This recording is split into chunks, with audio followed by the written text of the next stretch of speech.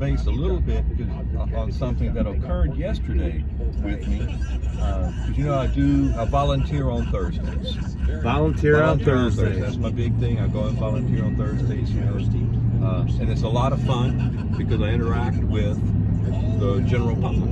Yeah, the general public, yeah. Being a docent in these museums, I interact with a lot of people. They're from all over the world. Yeah, so what is it that you do? So I take people on tour in a downtown city that has houses in it from the last 2 centuries, and I take them into those houses and explain how did people live at that time? Oh, what history. Did they have? Yes, history things. So what did they have in the house to live, to work with? What did they work with? How did they work with it? What did they do with those items? How did they like the old time dishwasher? Like the old time dishwasher, using your hands? Yeah, that's old age. Making so we're talking your own soap, soap. Making your own soap, making your own mattresses. Mattresses. Make your mattresses out of whatever, Yeah, just think of that, man. What's in there? Spanish moss, making your own chiggers, mattress, man. Feathers, leaves, hay, whatever it was, that they made it out of.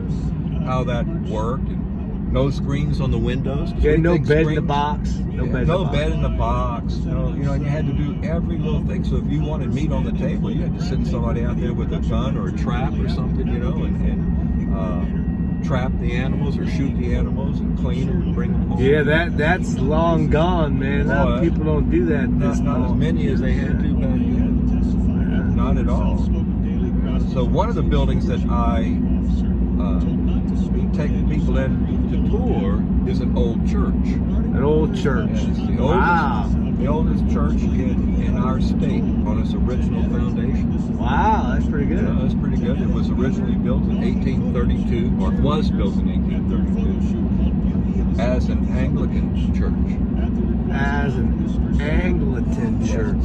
It was the first brick and mortar church in our area that was Protestant, not Catholic, because this land originally belonged. It wasn't the first church, it was just the first Protestant church. Okay. Because this area belonged to the King of Spain. He was Catholic. So you could only have Catholic churches because he was Catholic. So you could only have Catholic churches. Yeah. Once Florida became part of the United States in 1821, then you could have whatever, because the United States has diversity of religion, right? So you can openly practice any religion that you want to practice. Openly practice, yeah. I practice Catholicism. Anyone that you openly practice. Yeah, I'm open. So on these tours, especially in the church, a lot of people are interested to know. The most common question is it an active church? Is it an active church? Do they have services here? Do people does it have a congregation? All that kind of stuff. There's a deer on the side of the road. Oh, was it alive? I don't think it was alive. It looked like he was taking a nap. So probably he was hit by a car. That happens, man. They go right in these wetlands right here. You want to stop and pick him up? No. In certain parts of the country, people pick up hit deer. They butcher it just like you were talking. Yeah, they take it home and eat it. I mean, that's a common thing in places like Louisiana, Georgia. Oh, absolutely. They don't do that in Florida anymore, but just because we're too sophisticated.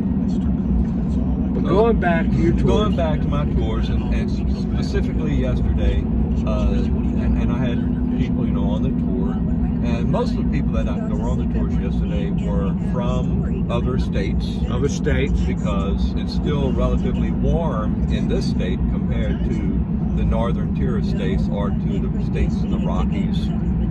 Oh, yeah. It's warmer here than it's there. People usually in the Rockies, they go skiing. They don't come down. It's like 0 degrees there, and it's 54 here. It's nice here. Well, I try to remember to tell the people that church that we go into was deconsecrated in 1935. 1935. Because they built a new church in a different part of the city, and so they deconsecrated that church. Okay, how'd that work out for them? How'd that church, is it still going today? Well, sure. The one, where is it? Their new church, you know? On the corner of Wright and Halifax. Right in Halifax? Oh, okay. Nobody has some pictures of these churches, man. Put them on the video for people. Go ahead. So that's when a lot of times when people ask, is it an active church? Well, yes, it is when it was deconsecrated. It's no longer an active church.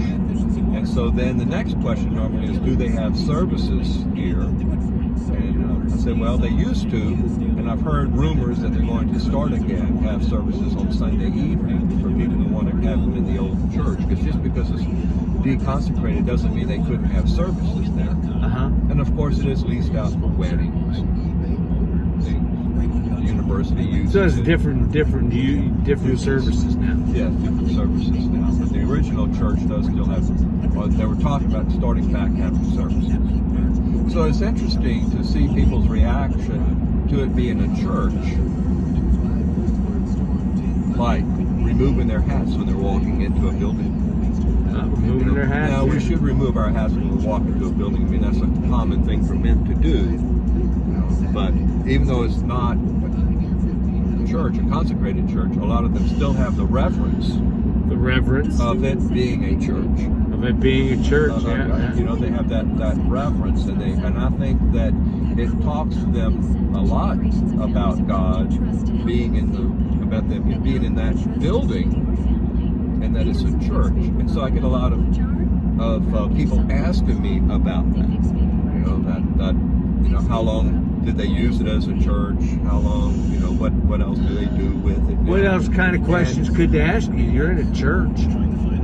Well, it's not like they're focusing. Let's go ask about this church. Well, but they also, because I do try to bring up that it was an Anglican church, at first, it eventually became Episcopalian. I just don't know when that occurred. When did that happen? When did they switch? Yeah, churches change around all the time. The congregation changed from Anglican to Episcopalian and different things.